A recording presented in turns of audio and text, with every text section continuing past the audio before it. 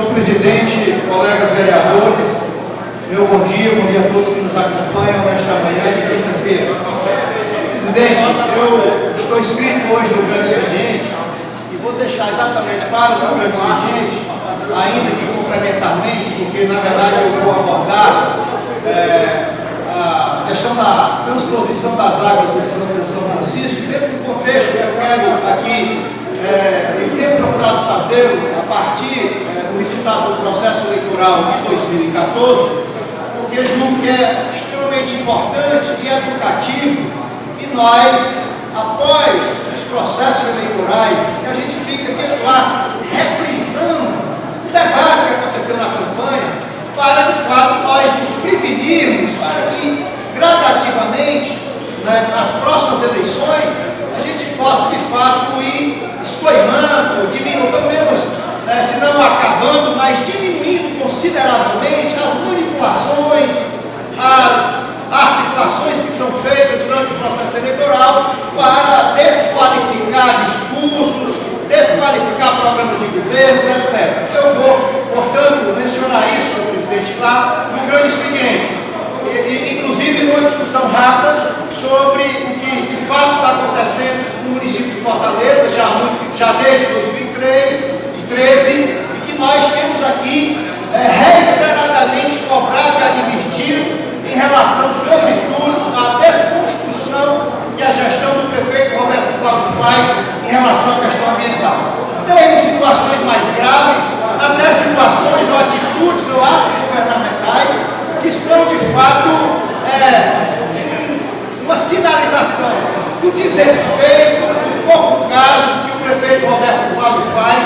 em relação ao cumprimento da legislação do município e da questão ambiental, da legislação como um todo, da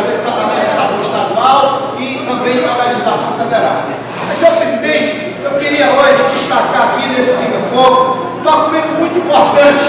Nós, por conta, senhor presidente, desse presidencialismo de coalizão que nós vivemos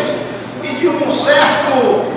um debate que tem na sociedade, via de regra, que é exatamente uma distorção do que é o significado de uma eleição, no sentido de que uma eleição, na verdade, ela é uma disputa entre projetos. E nós temos uma prática no Estado brasileiro, lamentável, talvez pela fragilidade da nossa democracia, talvez pelo pouco debate programático que muitas vezes as eleições encerram, embora nesta eleição de 2014 para a presidência da República, até que nós avançamos um pouco nisso, porque houve de fato a clarificação das posições dos projetos em disputa, que ficou muito claro que tinha de um lado um projeto desenvolvimentista, um projeto de centro-esquerda, que nem foi um projeto de esquerda ainda, mas procurando avançar pela esquerda, e a partir do momento em que a direita brasileira, desta vez botou a cara de fora com mais ênfase, a gente acabou tendo um bom debate ideológico na campanha no segundo turno. E aí, desconstruindo, inclusive, senhor presidente, teve muitas declarações interessantes, entre as quais o deputado estadual, nosso amigo Carlos Mano Marques, em que no meio de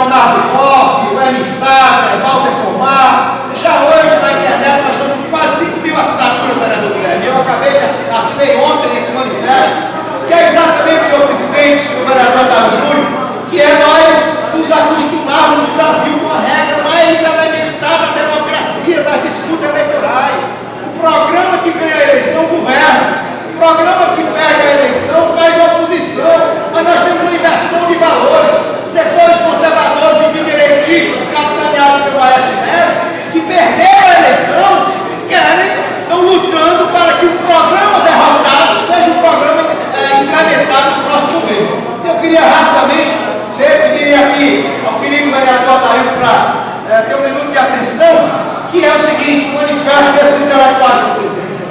Esse manifesto é fruto da extraordinária união havida no final do segundo turno, quando mais de 15 mil pessoas